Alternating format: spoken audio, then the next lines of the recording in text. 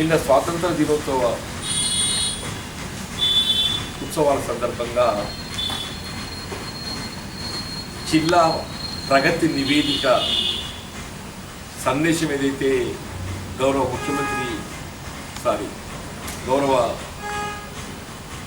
జిల్లా ఇన్ఛార్జ్ మంత్రి కుప్పకృష్ణ గారు ఏదైతే ప్రసంగం చేయడం జరిగిందో, అంటే వాస్తవంగా అంటే కేవలం అధికారులు ఏదైతే సిద్ధం చేసిన నివేదిక చదివినట్టు కనబడుతుంది తప్ప ఇది మంత్రి గారు వాస్తవాలు పరిశీలించి ప్రసంగం చేసినట్టుగా నాకు కనబడటం లేదు. వాస్తవాలు పరిశీలించి ప్రసంగం చేసినట్టయితే ఈ విధంగా ఉండేదిగా ఇప్పుడు ఎందుకంటున్నా అంటే వీళ్ళు ప్రధానంగా వీళ్ళు కోవిడ్-19 వైద్య సదుపాయాలకు సంబంధించి కార్పొరేట్ స్థాయిలో వైద్య సదుపాయాలు అందింపజేయడం జరిగింది అని చెప్పని పేర్కొనడం చూస్తుంటే, అంటే ఈ రెండవ దశ కోవిడ్-19 సందర్భంగా ఇవాళ మొత్తం తెలంగాణ రాష్ట్రం, అందులో కరీంనగర్ ఉమ్మడి జిల్లా అంటే ఇంత ఆందోళనకు గురైంది కదా అని చెప్పంటే మనం ఊహించలేమని చెప్పట్టు. వాస్తవంగా నిరుపేద వర్గాల ఆర్థిక వ్యవస్థని చిన్నాభిన్నమైంది. వీళ్ళ కనీసం ఊరుకు 10 మంది అని చనిపోయింది. ఆన్ యావరేజ్ ఊరుకు 10 మంది అయినా చనిపోయింది. ఊరుకు 10 మంది చనిపోతే నియోజకవర్గానికి కనీసం ఒక 1000 మంది అసూలు బాసుకుంటామని చెప్పారు. మొత్తం రాష్ట్రంలో కనీసం 1,00,000 మంది ఈ కోవిడ్-19 వ్యాధిని పడి అసూలు బాసుకుంటామని చెప్పండి. అంటే చికిత్స సదుపాయాలకు సంబంధించి వీళ్ళ మనం పొరుగు రాష్ట్రం ఆంధ్ర రాష్ట్రంతో పోల్చుకున్నా, లేక దేశంలో ఏ రాష్ట్రంతో పోల్చుకున్నా కానీ ప్రభుత్వ పరంగా కేవలం ప్రభుత్వ ఆసుపత్రులు మినహా ఏ విధమైన వైద్య సదుపాయం అందింప చేయలేని రాష్ట్రం వచ్చే తెలంగాణ రాష్ట్రం అనుకుంటారు. ఆరోగ్యశ్రీలో కవరేజ్ లేదు. అంటే ప్రధానంగా నిరుపేద వర్గాలకు సంబంధించి ఏ కార్పొరేట్ స్థాయిలో వైద్య సదుపాయం అందింప చేయడం జరుగుతుందని చెప్పి మనం భావిస్తామో, ఆ ఆరోగ్యశ్రీలో ఈ కోవిడ్-19 చేర్చలేకపోవటం ఇది నిజంగా కూడా దురదృష్టకరమని చెప్పండి. అంతేకాదు జాతీయ స్థాయిలో అమలు చేయబడుతున్నటువంటి ఆయుష్మాన్ భారత్ వీళ్ళ ఆరోగ్యశ్రీ అయినా ఆయుష్మాన్ భారత్ అయినా కానీ ఇలా ప్రభుత్వ నిధులతో చేపట్టబడుతున్నటువంటి కార్యక్రమం. నిరుపేద వర్గాల వైద్య సదుపాయం నిమిత్తము ప్రభుత్వ నిధులతో చేపడుతున్న కార్యక్రమం. దురదృష్టం ఏంటంటే తెలంగాణ రాష్ట్రంలో నీకు ఆరోగ్యశ్రీలో చేర్చబడలేదు, ఆయుష్మాన్ భారత్ తెలంగాణ రాష్ట్రంలో అమలు లేదు. అంటే చివరికి కేంద్ర ప్రభుత్వం ఏదైతే కోవిడ్-19తో అసలు బాసినటువంటి వారి కుటుంబాలను ఆదుకోవటానికి కొరకు ఆర్థిక సదుపాయం కల్పించాలని చెప్పిన ఏదైతే కార్యక్రమాన్ని ప్రకటింపజేయడం జరిగిందో, అందులో నమోదు చేసుకోవడానికి కొరకు కూడా అవకాశం లభించలేదని చెప్పండి. మీరు ప్రతి ఊరికో డాక్టర్ నియామకం అయ్యేటట్టు చేస్తానని చెప్పండి. సంతోషం, వెల్కమ్. మీరు కోవిడ్ ఆరంభ సందర్భంగా గౌరవ సీఎం గారు ఏదైతుందో 50,000 మంది వైద్య నిపుణులు, డాక్టర్సే కానీ సపోర్టింగ్ స్టాఫే కానీ నియామకం చేయడం జరుగుతుందని చెప్పి పేర్కొన్నది. అంటే ఆ ప్రక్రియ అనేది ఇంకా చేపట్టబడలేదు. ఇవల్ల అంటే సాధారణంగా మన ఏ తెలంగాణ రాష్ట్రంలో ప్రత్యేకంగా అమలు చేయబడుతుందని మరి గొప్పగా పేర్కొనబడేటువంటి అమ్మ ఒడి, వీళ్ళ ఏ మగ శిశువు జన్మిస్తే 12,000, ఆడ శిశువు జన్మిస్తే 13,000 లబ్ధి పొందే విధంగా ఏదైతే కార్యక్రమాన్ని అమలు చేయి తలబెట్టడం జరుగుతుంది రాష్ట్రంలో అని చెప్పని భావించడం జరిగిందో, 1 ఏప్రిల్ 2020కి వెళ్ళి అసలు ఈ అమ్మఒడి కార్యక్రమం పూర్తిగా నిలిపివేయడం జరిగింది. మన ఒక్క జిల్లాలోనే దాదాపు 7 కోట్ల రూపాయలు గర్భిణులకు సంబంధించినటువంటి 22,567 గర్భిణులకు సంబంధించి ఆడబిడ్డలు దాదాపు 7 కోట్ల రూపాయల నిధులు ఏదైతుందో వీళ్ళ ప్రభుత్వం విడుదల చేయక, దయచేసి మంత్రి గారు ఏదైతుందో ఇవన్నీ కూడా because your in the cabinet, time to time you have to take it to the notice of the Chief Minister or to the concerned department and to get release the money. ఆ విధమైనటువంటి చర్యలు ఏవి చేపట్టకుండా మరి ఇవాళ ఆర్భాటంతో ప్రసంగం చేయడంతోనే సరిపోదని చెప్పంటున్నాను. ఇవాళ మీరు Palle Pragathi, really Palle Pragathi, Vaikuntha ధామాల నిర్మాణమే కానీ చేపట్టబడ్డాయి మన రాష్ట్రంలో, కాదని కాదు చెప్పండి. కానీ డంపింగ్ యార్డ్సే కానీ వైకుంఠ ధామాలే కానీ ఇవి కేంద్ర ప్రభుత్వం విడుదల చేయబడ్డటువంటి ఎన్ఆర్ఈఎస్ నిధులతో నిర్మాణం చేపట్టబడ్డాయి చెప్పండి. వాళ్ళు ఏ కేంద్ర ప్రభుత్వం విడుదల చేయబడ్డటువంటి మహాత్మా గాంధీ గ్రామీణ ఉపాధి హామీ యోజన కార్యక్రమం ద్వారా అమలు చేయడం జరిగిందో దాని పర్యవేక్షకులైనటువంటి ఫీల్డ్ అసిస్టెంట్స్ క్షేత్రస్థాయి సహాయకులు అని చెప్పి అంటున్నాడు. ఇందులో 90% అండ్ ఎబోవ్ దళితులు. ఇక్కడ గమనించాల్సింది ఏంటంటే ఇవాళ గౌరవ ముఖ్యమంత్రి గారు హుజురాబాద్ కేంద్రంగా దళిత బంధు అని చెప్పి పెద్ద ఆర్భాటంగా కార్యక్రమాన్ని అమలు చేస్తున్నారు. దళిత సంక్షేమం నిమిత్తం అని చెప్పి అంటున్నాడు. దళిత సంక్షేమం నిమిత్తం మీరు దళిత బంధు కార్యక్రమాన్ని దేశంలో ఎక్కడ లేని విధంగా మీరు ఆరంభిస్తున్నారని చెప్పని పేర్కొంటున్నారో అదే దళితులకు సంబంధించినటువంటి ఫీల్డ్ అసిస్టెంట్స్ గ్రామ స్థాయిలో కేంద్ర ప్రభుత్వం విడుదల చేయబడుతున్నటువంటి మహాత్మా గాంధీ గ్రామీణ ఉపాధి హామీ పనుల పర్యవేక్షకులు 7500 మంది. 7500 మంది, out of which more than 90% are scheduled caste అని చెప్పండి. తొలగించడము ఇది సమంజసమేనని చెప్పంటున్నాయి. వీళ్ళ పశు వైద్యం గురించి పేర్కొంటుండ్రు. అయితే గ్రామీణ ప్రాంతంలో వ్యవసాయానికి అనుబంధంగా మనం ఏదైతుందో పశు వైద్యం ప్రాధాన్యత ఇవ్వడం జరుగుతుంది. మరి ఆ పశు వైద్యానికి సంబంధించి ఇవాళ కేవలం ఒక మన జిల్లానే తీసుకున్నట్టయితే అవుట్ ఆఫ్ 196 పోస్టులు 87 పోస్టులు ఆర్ వేకెంట్. 196 పోస్టులకు 87 పోస్టులు వేకెంట్ ఉన్నాయి. అంటే 40% of the post in the district మీ పశు వైద్య శాఖకు సంబంధించిన పోస్టులు ఖాళీలు ఉన్నాయి. మరి ఏ విధంగా మీరు బాధ్యతలు నిర్వర్తింపజేయగలుగుతారు? మీరు మిల్క్ యానిమల్స్, పాడి పశువులు కల్పిస్తున్నాం దళితులకు, బలహీన వర్గాలకు. సంతోషం నాయన. స్కీమ్ ఈజ్ రియల్లీ మంచి స్కీమ్. 2 ఏళ్ల కిందనే, 2 ఏళ్ల అర్థం కిందనే గిట్లా ఈ స్కీమ్ గ్రౌండ్ చేయబడితే ఈ 200 కుటుంబాలకు సంబంధించి 2 తొలగింటుండే. 2018 ఎన్నికల కంటే పూర్వం ఈ 2వ విడతకు చెందినటువంటి ఒక గొర్రెల పంపిణీకి సంబంధించి 2000 మంది లబ్ధిదారులు ఇప్పటికి కూడా ఏదైతుందో అమలుకు నోచుకోలేదే. వాళ్ళు డబ్బు కట్టి 2.5 సంవత్సరాలు అవుతుంది, 31,000 కట్టి. మన జిల్లాని చెప్తున్నాను నేను, ఐఎమ్ నాట్ గోయింగ్ అవుట్. ఒక జగిత్యాల జిల్లాలో 2000 పైచిలుకు, అంటే దాదాపు 2500 ఏదో కడితే ఆ మధ్య శ్రీనివాస్ యాదవ్ గారు జిల్లాకు వచ్చినప్పుడు ఏదో 200-300 గ్రౌండ్ చేసిండే. ఈ 2.5 సంవత్సరాల కిందనే కట్టి గ్రౌండ్ చేయబడ్డట్టయితే ఈ 2.5 సంవత్సరాలల్లా 3 ఈతలు ఇంతుంది. అంటే ఆనాడు వాళ్ళు కట్టిన డబ్బు 31,000తోనే గట్ట వాళ్ళు ఒక 5-6 గొర్రెలు కొనుక్కుంటే సొంతంగా ప్రభుత్వంగా ఏ విధమైన రాయితీ లేకుండా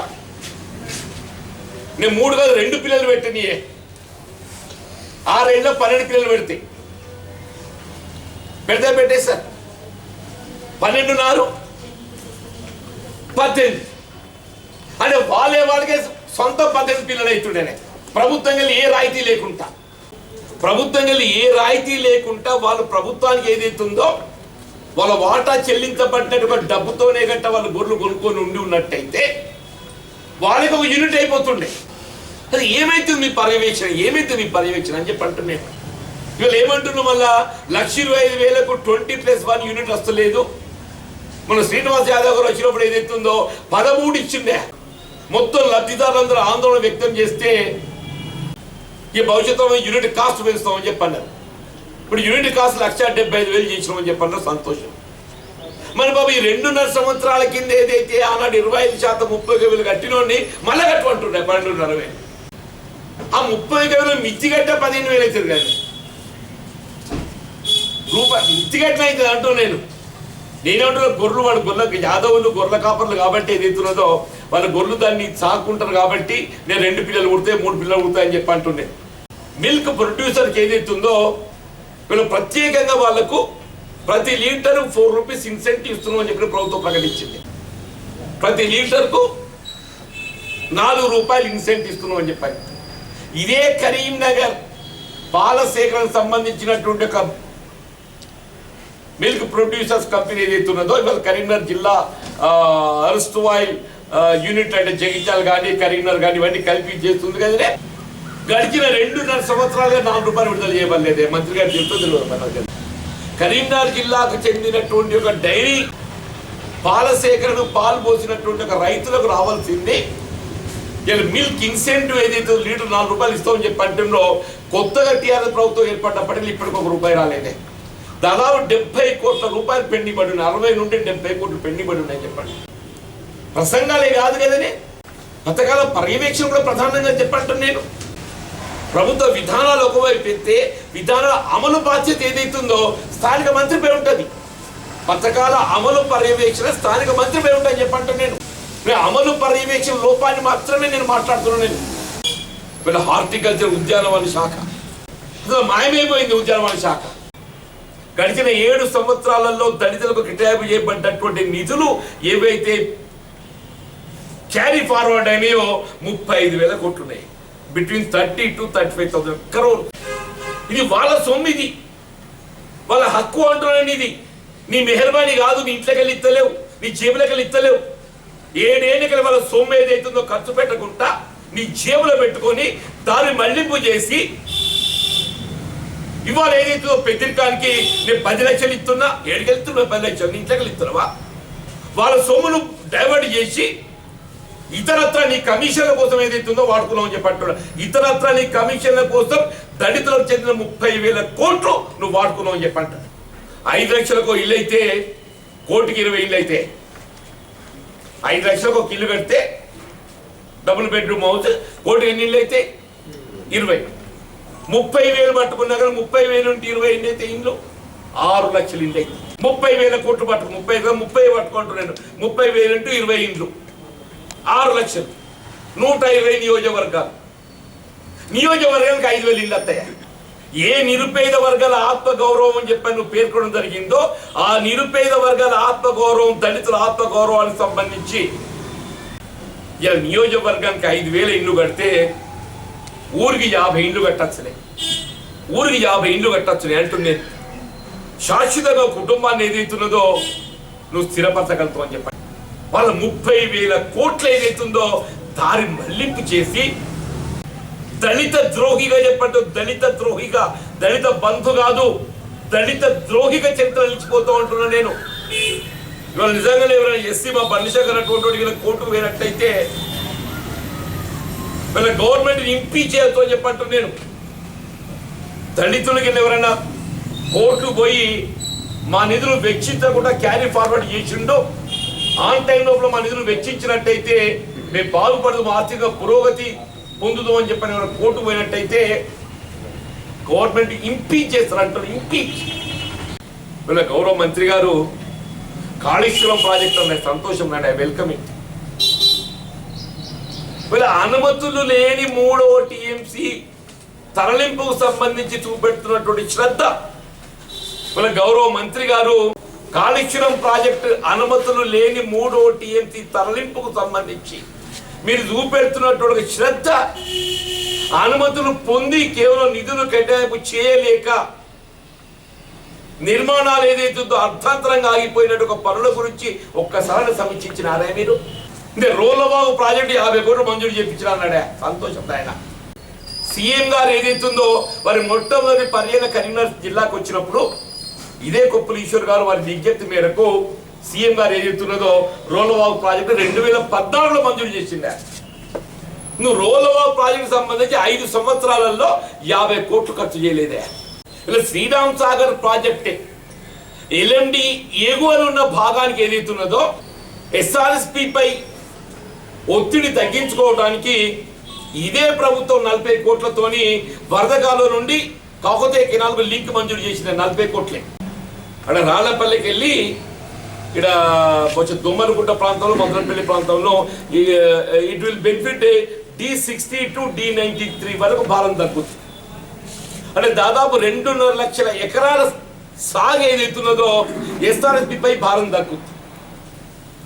2.5 లక్షల ఎకరాల సాగు అంటే 2.5 లక్షల ఎకరాలు అంటే పంటకు 25 టీఎంసీ, పంటకు 25 టీఎంసీ, 2 పంటలకు 25 × 2 50 టీఎంసీ. అంటే వీళ్ళ ఎస్ఆర్ఎస్పిలో ఏదైతుందో వీళ్ళు కేవలం ప్రభుత్వ నిర్లక్ష్యంతో వాళ్ళు ఏ వరదనీటి కాలువ నుండి కాకతీయ కాలువ లింక్ కెనాల్ నిర్మాణం ఏదైతుందో కేవలం 40 కోట్ల అంచనాతో, అంటే ఇంక్లూడింగ్ ల్యాండ్ ఎక్విజిషన్ తీసేసి ఈ 40 crores including land acquisition. Land acquisition ఇంకా కోర్టు పెండింగ్ ఉన్నదే, వర్క్స్ పెండింగ్ ఏదైతే 12 కోట్ల బిల్లులు రావాలన్నట వాడు విడిచిపెట్టి ప్రాజెక్ట్ ఖాళీ అవుతున్నది. వాళ్ళు 90 టీఎంసీ ప్రాజెక్ట్ 80 టీఎంసీకి వచ్చింది. 90 టీఎంసీ ప్రాజెక్ట్ 80 టీఎంసీకి వచ్చింది. మనం కేవలం వర్షాకాలం ఖరీఫ్ సంబంధించి 25 టీఎంసీని ఎస్ఆర్ఎస్పిలో ఆదా చేసుకునే అవకాశం ఉండే మనకు.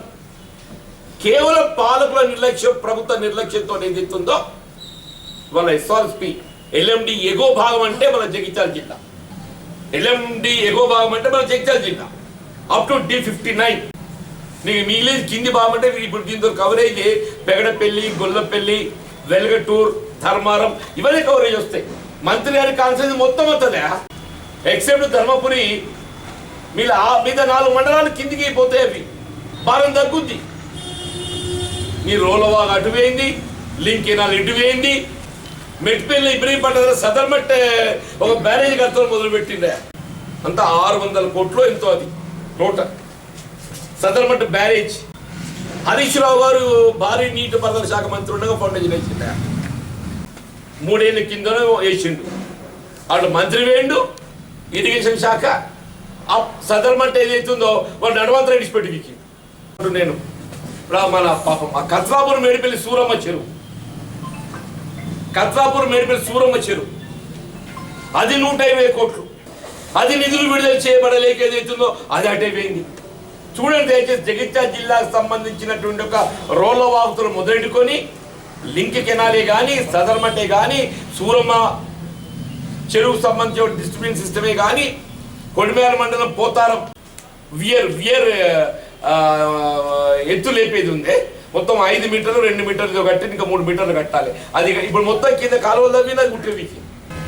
నేను నిన్న చూద్దాం మంత్రి గారు ఏం చెప్తున్నారని చెప్పి పనాడు వచ్చి నేను ఈ పుస్తకం చూసినా నా పని అయిపోయిందని చెప్పి పట్టుకుని వచ్చినాయి. నేను దయచేసి మంత్రి గారికి ఏదైతే సమీక్షించండి. కేవలం ప్రసంగాలతో సరిపెట్టడం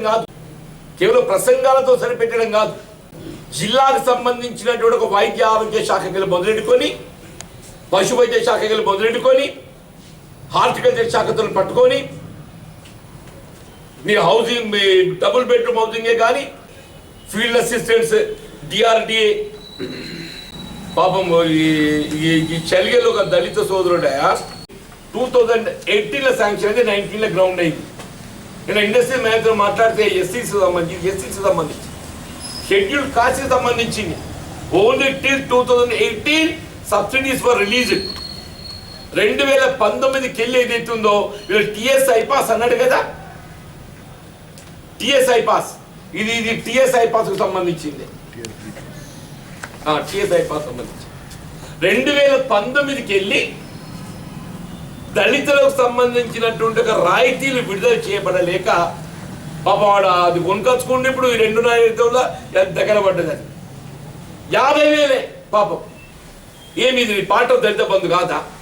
ఇది పార్ట్ ఆఫ్ దళిత బంధు అవుతుందా కాదా అంటున్నా. దళిత లబ్ధిదారుడు అవుతాడా కాడా? ఇందుకైనా తెలంగాణ కోరుకున్నది. లేదు ఇప్పటికైనా ఏదైతుందో కేవలం ప్రకటనలకే పరిమితం కాకుండా, ప్రసంగాలకే పరిమితం కాకుండా ఒక నిర్మాణాత్మకంగా కార్యాచరణ అమలు చేపట్టండి. అప్పుడు మాత్రమే మనం ఆశించిన ఫలితాలు పొందగలుగుతామని చెప్పండి. నా మంత్రి గారంటే గౌరవం ఉన్నది. ఇలా జగిత్యాల జిల్లాకు ప్రాతినిధ్యం లభింపబడే విధంగా ఏదైతుందో, మిత్రుడు కొప్పులీశ్వర్ గారికి అవకాశం లభించబడ్డందుకు ఏదైతుందో నిజంగా నేను ఐ ప్రౌడ్ ఆఫ్ ఇట్. ఆయన డిప్యూటీ సీఎంగా ఎలివేట్ చేయాలని చెప్పని కోరుకున్నాను చెప్పండి. The senior most SC minister and deputy సీఎంగా ఎలివేట్ చేయాలని చెప్పి నేను కోరుకున్నాను చెప్పంటుండే. కోరుకుంటున్నా కానీ మీరేదైతుందో మీ బాధ్యత కర్తవ్య నిర్వహణ లోపల ఏదైతుందో నిర్లిప్తత పనికిరాదు అంటున్నా, నిర్లిప్తత పనికిరాదు అని చెప్పంటారు.